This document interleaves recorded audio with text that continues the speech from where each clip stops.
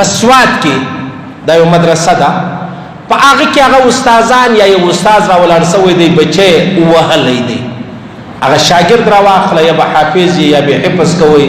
یا به کتابونه وایي هر څه چې دی دغه بچی وهی په وهلو کې وژلی دی په وهلو کې وژلی دی